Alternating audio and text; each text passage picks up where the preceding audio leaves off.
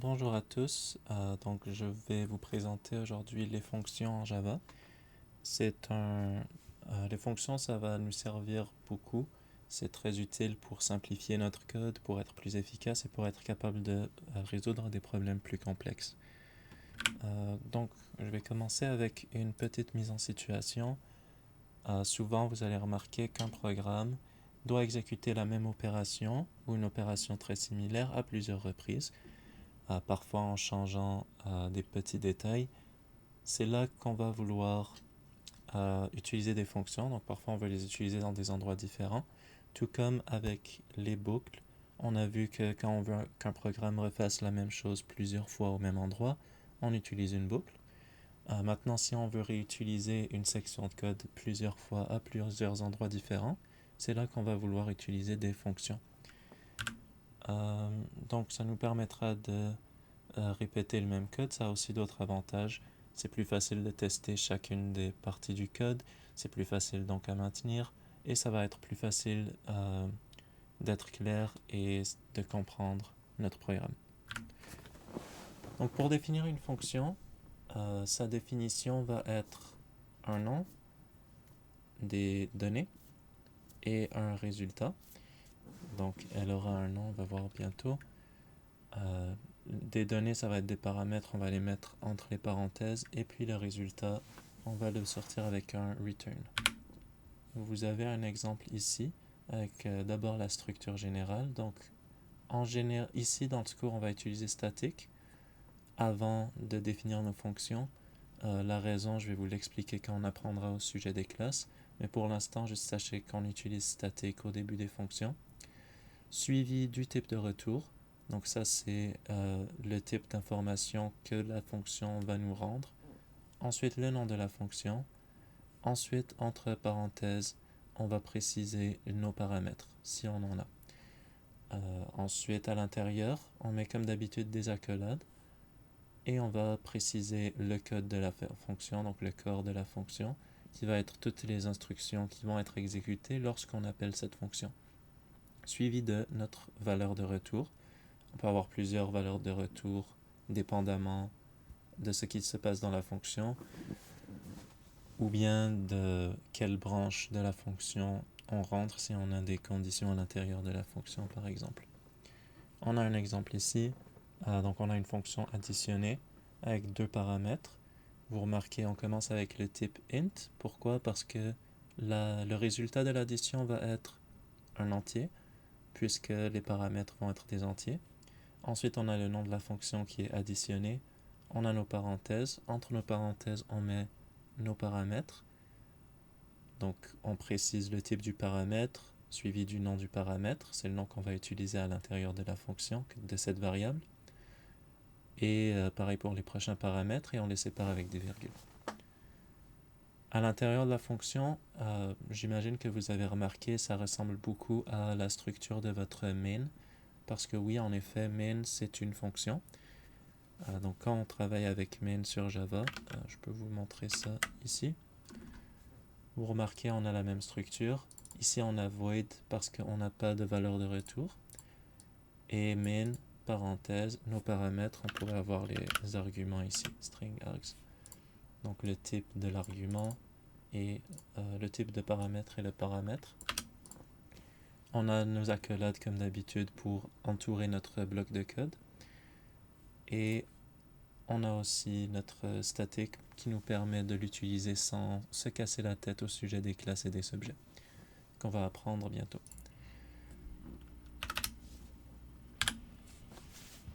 On va continuer maintenant la théorie. Donc c'est la structure d'une fonction. Maintenant, quelques détails supplémentaires, vous pourrez les lire. Puis on a un exemple ici d'une fonction qui n'a pas de paramètres comme notre main. Donc ici on a les parenthèses qui sont vides, et vous voyez on n'utilise pas de variable à l'intérieur de la fonction parce qu'on n'a accès à rien en ce moment.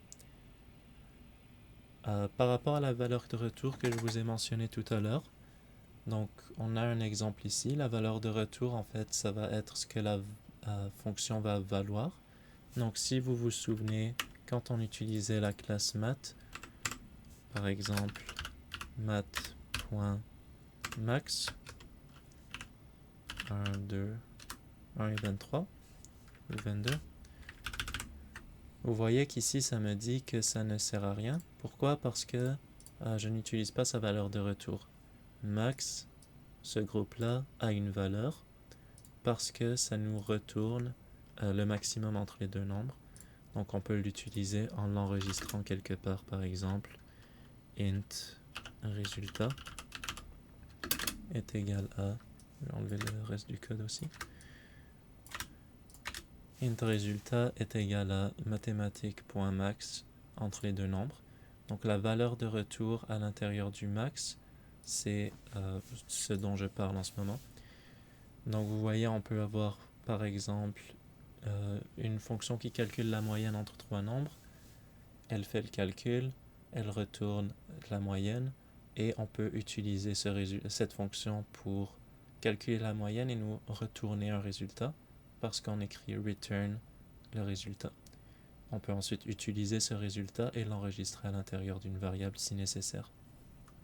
Et encore une fois, comme avec main, s'il n'y a aucune valeur de retour, au lieu de préciser le type de la valeur de retour, on va simplement utiliser void, qui veut dire que ça ne retourne rien, et ça va faire en sorte qu'on n'a pas besoin d'utiliser la valeur de retour.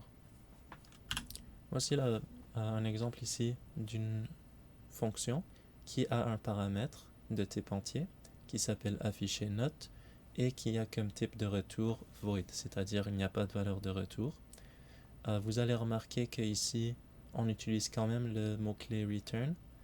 Ça nous permet aussi de quitter la fonction. Donc j'ai oublié de le mentionner.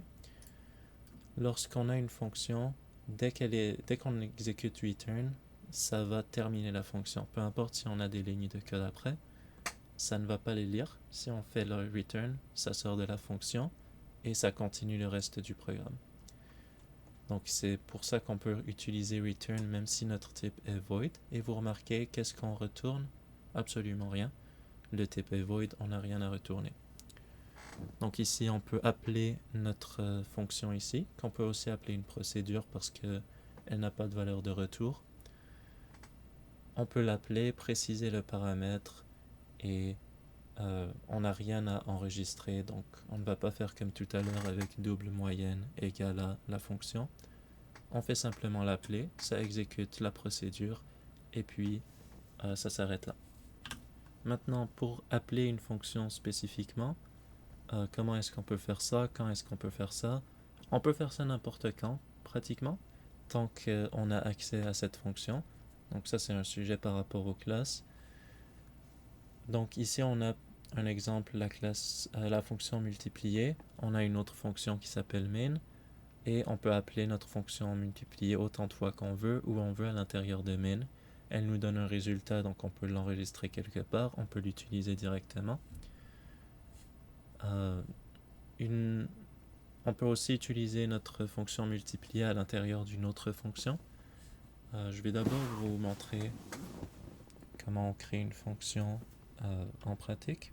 Donc allons ici, supposons que je voulais créer une nouvelle fonction. Encore une fois, on veut utiliser static en premier. Donc je dois toujours créer mes fonctions à l'intérieur d'une classe. Dans mon cas, c'est la classe de mon fichier, qui est la classe exemple. Et on appelle donc toutes les méthodes des méthodes statiques. On précise maintenant le nom de la fonction. Donc ici, si je voulais faire une fonction ou le type d'abord de la fonction, pardon, je ne veux pas retourner quoi que ce soit, donc je vais écrire void. Si je veux maintenant afficher quelque chose, je vais peut-être appeler ma fonction afficher texte.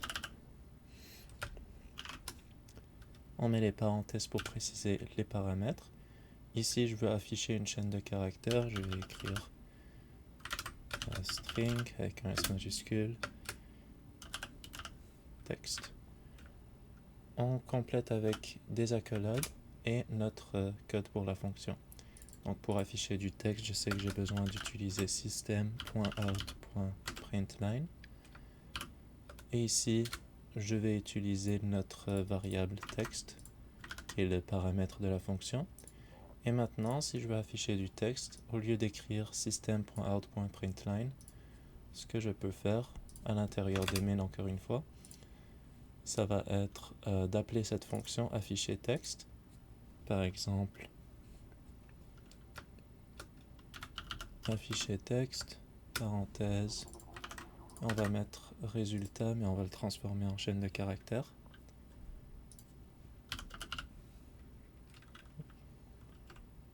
Ou ce serait plus simple de changer le type ici à un entier. Et on va ensuite afficher simplement le texte de cette manière. On peut le tester. Et laissez-moi trouver le résultat. Oui, juste ici, on voit notre résultat, c'est 22. Donc ça fait le calcul du maximum avec la fonction max. La fonction max retourne le maximum qu'on enregistre dans résultat. Par la suite, notre fonction qu'on a créée à l'extérieur de main, mais à l'intérieur de notre classe exemple. Donc vous voyez ici, elle est à l'extérieur du bloc main. Elle va imprimer ou afficher le texte en prenant comme paramètre le résultat. Donc texte va être remplacé par résultat quand on l'a appelé ici. Donc pour appeler une fonction, il faut simplement appeler son nom, suivi de les parenthèses et les paramètres. Ici par exemple, à l'intérieur de main, on a appelé multiplier le nom, les parenthèses et nos paramètres. On peut aussi, si on a une fonction qui n'a pas de paramètres, juste appeler le nom et les parenthèses. Donc une erreur fréquente ici, c'est de ne pas mettre de valeur de retour dans une fonction qui en a besoin. Donc vous voyez ici la fonction maximum, elle retourne un int, parce que son type c'est int. Maintenant vous voyez qu'on a deux branches, soit on rentre à l'intérieur du if, soit on ne rentre pas à l'intérieur. Dans le cas où on rentre, il n'y a pas de problème, on retourne quelque chose. Dans le cas où on ne rentre pas dedans, on ne retourne rien, ça cause un problème. Le programme ne va pas se compiler, il va refuser de fonctionner. Donc la version correcte, c'est d'ajouter bien sûr la valeur de retour à l'extérieur dans notre différentes branches. Une chose importante à comprendre, c'est la portée des variables, on appelle aussi scope en anglais. Les variables qui sont déclarées à l'intérieur d'une fonction, comme ici, elles ne vont pas être accessibles à l'extérieur de la fonction. Donc, je vais vous donner un exemple. Si je définis ici une variable que j'appelle x est égal à 3, même si ma fonction était définie avant main, vous allez remarquer que si j'essaie d'afficher ce x, on pourrait réutiliser notre fonction au lieu d'écrire system.out, vous allez voir que x n'existe pas. Pourquoi? Parce qu'il a été déclaré à l'intérieur d'une fonction, donc il n'est pas accessible ici. Une solution pour ça, c'est soit de l'ajouter comme paramètre, donc on pourrait ajouter un deuxième paramètre x, et ensuite l'afficher ici, soit de le retourner ici, pour pouvoir y accéder. Donc on mettrait le type de la fonction ici à int, et on pourrait retourner notre x. Comme ça, on y aura accès à l'extérieur en faisant int x est égal à. Soit on utilise une variable qui est partagée à l'intérieur de la classe, comme int x ici égale 3. Là, ça va être accessible par toutes les fonctions qui sont dans notre classe exemple. Donc vous allez remarquer que j'ai déclaré 2 fois x techniquement. Donc la priorité va aller à la fonction qui est déclarée à l'intérieur de la fonction plutôt que celle qui est déclarée à l'extérieur. Cependant ici, si j'avais pas besoin, si je n'avais pas ici ce x, il faudra la rendre publique avec le mot-clé ici, et statique, parce que les fonctions statiques peuvent seulement utiliser des variables statiques. Donc ici, j'ai défini mon x comme étant 3, et je suis capable de l'utiliser ici, donc il n'y a plus de message d'erreur. On va enlever tout ça. On va retourner à une fonction de type void qui n'a pas besoin de valeur de retour. Et on va exécuter. Et vous allez voir que afficher texte utilise la variable que j'ai déclarée à l'extérieur, qui est mon 3. Donc, juste de faire attention à comprendre qu'il y a des variables qui sont locales à des fonctions et des variables qui sont accessibles par d'autres, comme les variables qu'on utilise dans une classe. Donc, les variables dans la fonction, elles vont être créées et détruites à chaque fois qu'on appelle cette fonction. Ce qui fait en sorte qu'on n'a pas de problème de conflit de nom quand on réutilise le même nom pour une fonction, comme vous pouvez le voir dans cet exemple ici. On a défini x égale 10 dans la première fonction A, x égale 99 dans la fonction B, et on n'aura pas de problème si on essayait d'exécuter ça. Donc en résumé, une fonction c'est défini par une valeur de retour, un nom, des paramètres, un corps et donc un type de retour plutôt et une valeur de retour. Parfois, on n'a pas besoin de la valeur de retour si c'est void. Le corps, on se rappelle, on l'écrit entre les accolades, comme d'habitude, comme avec main et comme avec les classes. Les paramètres, on les écrit dans les parenthèses, séparés de virgules, et on précise leur type avant. On écrit toujours statique avant dans notre cas, parce que on travaille avec des classes, mais on ne travaille pas encore avec des objets. Le nom de la fonction, on recommande aussi des majuscules à chaque fois qu'on change de nom, de mot plutôt, parce qu'on ne peut pas utiliser d'espace comme d'habitude.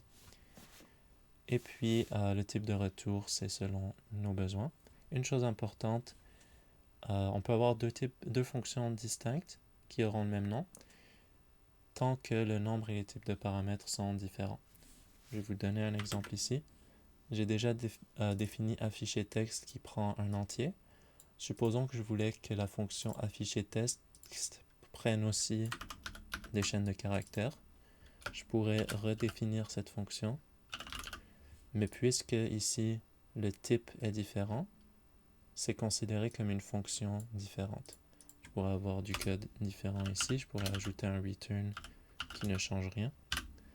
Et si on met dans nos paramètres un entier, comme dans ce cas-là, ça va utiliser la fonction qui a comme paramètre un type entier. Si maintenant je mettais une chaîne de caractères entre paramètres, comme bonjour, on va remarquer que ça va utiliser cette version de la fonction. Disons que la deuxième version, je vais afficher le texte 2 fois. Vous allez voir, 3 a été affiché une seule fois parce que ça utilise la première version. Et bonjour a été affiché 2 fois parce que ça utilise la deuxième version. Donc même chose par rapport au nombre de paramètres. Vous voyez ici, j'ai deux fonctions qui ont le même nom, mais qui ont un différent nombre de paramètres. Donc il n'y a pas de problème à ce sujet. Si je mets x et x comme paramètres, vous allez remarquer que ça va afficher les deux. Donc ça va me l'afficher 3 fois. Si je mets x et 4, ça va m'afficher 4 comme deuxième texte. Et il n'y a aucun problème au niveau du code, même si les fonctions ont le même nom, tant que, encore une fois, en fait on appelle ça la signature d'une fonction, c'est son nom et les types des variables. Donc cette signature n'est pas identique. Ce sera tout pour la théorie aujourd'hui. Je vous laisse travailler sur les exercices. Bonne chance.